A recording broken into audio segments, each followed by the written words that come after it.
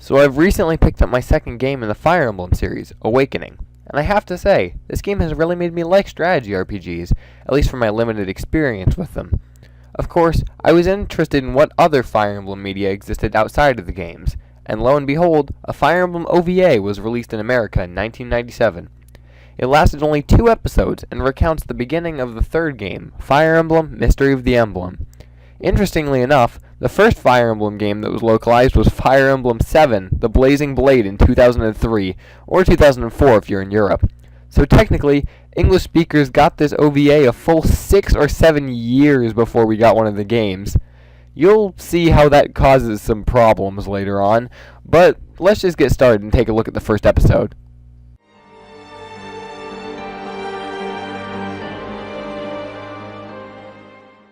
The episode starts with Jagan, Marth, and his sister Elise running from some soldiers, presumably led by the evil sorcerer Garnef. After running into a dead end, Elise uses a staff to teleport Marth and Jagan away. Mars. Take this. Wait, what? Mars? Mars? We're less than a minute in and they can't even get the protagonist's name right? Actually, this is because that whole "we hadn't gotten a Fire Emblem game yet" thing.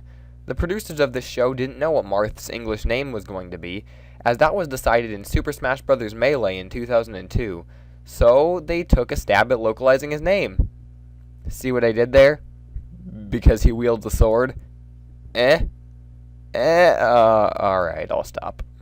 Also notable in this scene is how terrible Mars's scream is.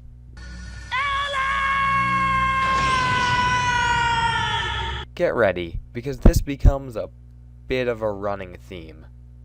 After a quick opening explaining how the country Darua collaborated with Garnef to take over the continent or something, Mars is sitting on a staircase when Cadia, also known as Sheeta in this adaptation, sits next to him. She goes on about how she loves this guy named Henri the Great, who is apparently Mars' ancestor.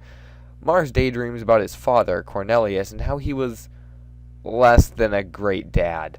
Pathetic weakling! You are a disgrace to the line of Henri the Great. Sheeta gets angry that he wasn't paying attention to her, but they make up almost instantly, so it doesn't really matter. Sheeta and Mars go to town, and after some casual harassing of the elderly, they go back to Sheeta's place. She wants Mars to stay for dinner. While he initially accepts, he overhears some people in the house trash-talking the Oricians, so he decides to leave. You want to hear some more terrible screaming?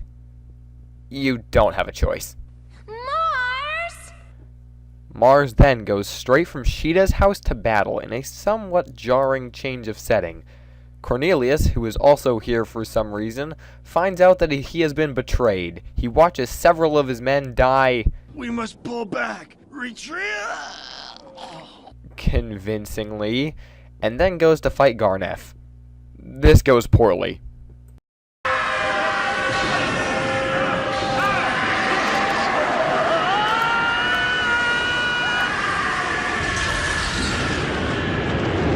A bit later, we see Mars discussing battle tactics with members of his army. All is going well until Gordon talks. Kane is right! We must join up with Princess Nina and go to war for the liberation of Orisha. Oh my god! This is actually the worst torture imaginable. What noise could possibly be worse than this? In a contest between nails on a chalkboard and Gordon's voice to see which is the more annoying noise, Gordon's voice would probably cause the chalkboard to explode. Where were we? Oh, right. Now that my ears have recovered, the city of Talos is attacked by pirates. After Mars has a appropriate reaction, he and his army deliberate on whether to offer aid. In an admittedly pretty cool scene where the intro to the Fire Emblem theme plays, and Mars quotes Sonic Blast Man, "The time has come to fight for freedom!" they decide to proceed with the plan. The Orician army charges into battle, wielding the weapon of more terrible screaming. Onward, Orician Knights, and recapture Talos! the fight seems to be going in their favor, likely because the enemy is cringing at Gordon's voice. 5 points! But then, Sheeta's father is attacked. Sheeta tries to rescue him, but just ends up being kidnapped herself, which would appear to defeat the point of rescuing him. Thankfully, Mars is here to save the day, and make the pirates... Amanda, you bring it!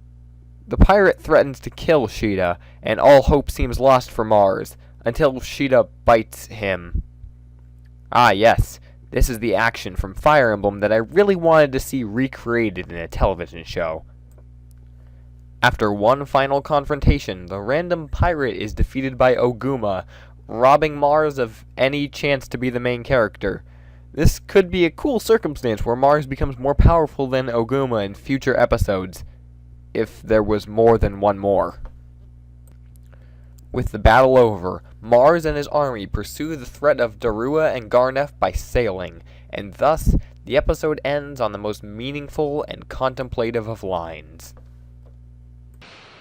I hate leaky boats. I hate boats. I hate these horses on these... Well, that's it for this episode of the Fire Emblem OVA. I wouldn't call this OVA awful. Besides the voice acting, everything else is just kinda okay. While I haven't played Mystery of the Emblem, it is possible that someone who has would get more out of this. But for now, everybody can speculate over what happens in the next episode. Will Marth reach his goal? Will we see anybody die, replicating the permanent death in the games? Will Gordon ever shut up? You know the answer to that last one. But Mars!